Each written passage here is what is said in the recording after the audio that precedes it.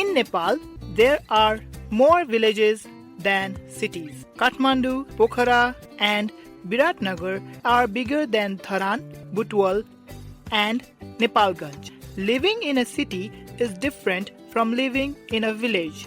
In big cities, there are sometimes better schools. There are fewer people in the villages these days because many people have moved to the cities to work. However, there are many good things about village life. Cities are more polluted because of the big factories and vehicles, and they are more crowded. The air is cleaner in the villages. The villages are more beautiful. We can enjoy the view of the sunrise and sunset every day.